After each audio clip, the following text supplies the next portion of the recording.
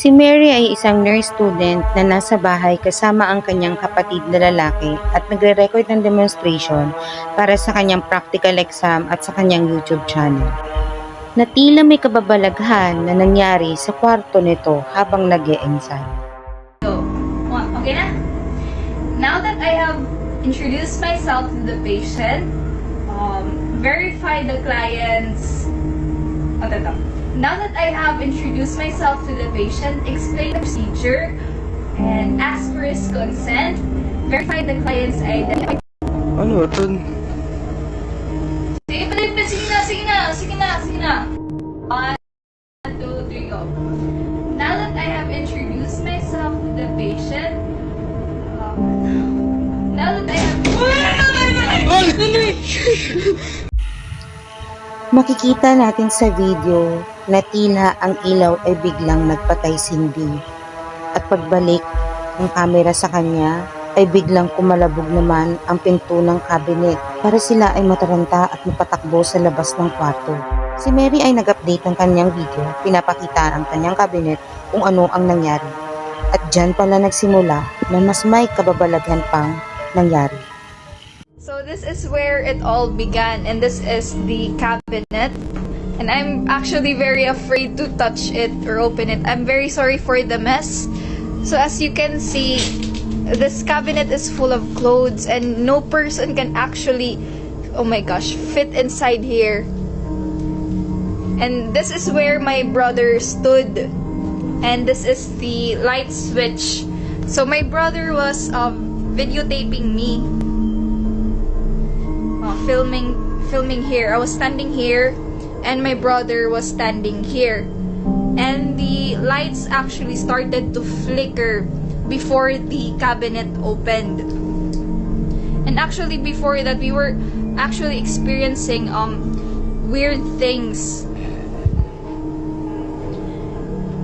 Oh my gosh, I'm sorry, I'm very scared, but this is what it looks like inside. Tabi-tabi po. No person can actually fit inside here. It was actually me and my brother inside this room. And right now, I'm not sleeping inside this room. I'm sleeping in my parents' room. Ngayon ay natatakot nang matulog si Mary sa kanyang kwarto dahil sa hindi mapaliwanag na mga dahilan. Kung hindi nyo napapansin, habang nagre-record dito ng video, may sumabay na nakakatakot na boses habang siya ay nagsasabi. And actually before that, we were actually experiencing weird things. Dahil sa mga nangyari, nagpasa siya na maglagay ng CCTV sa kanyang kwarto upang makita at malaman ang kaganapan sa loob nito. Isang gabi, bandang mga madaling araw, may nakuhaan ng CCTV na talagang ikatatayo ng balahibo yun.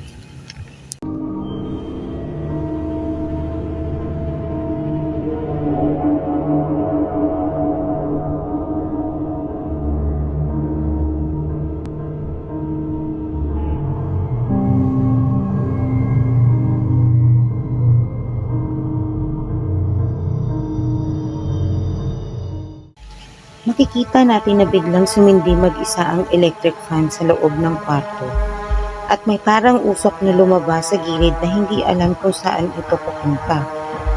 At may orb na umiikot habang namatay ulit ang electric fan mag-isa. Isang segundo lang ang lumipas, nakuhaan nito ng CCTV.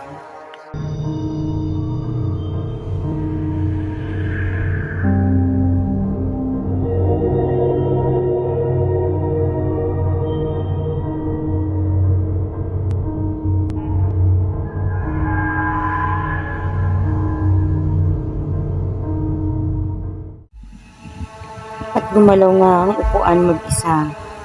Sa parehong gabi na nakuhanan ng CCTV at lalo pang lumala ang mga nangyari.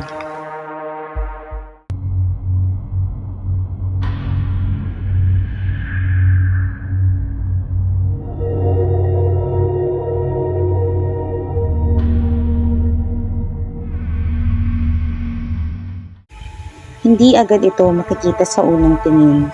Pero nung na-enhance natin ng video, makikita natin na may anino na pumunta sa cabinet at pumasok sa loob bago ito magsara mag-isa.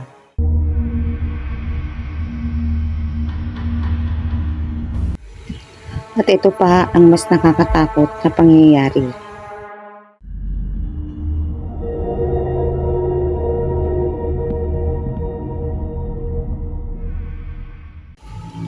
Kung hindi nyo nakita, tingnan ulit ang videong ito. May kamay na lumabas sa cabinet at ang anino na pumasok ay nagpapatunay na kamay niya ito. Kung makikita natin sa cabinet na video ni Mary kanina, ito ay maliit at masikip at wala ng espasyo para magkasya ang tao at makatago sa loob nito.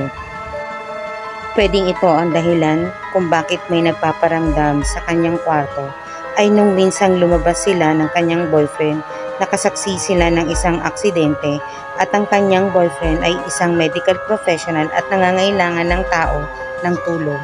Ngunit nahuli na sila ng pagdating at ang kanyang kaluluwa nito ay sumama sa kanila para ito ay humingi ng tulong.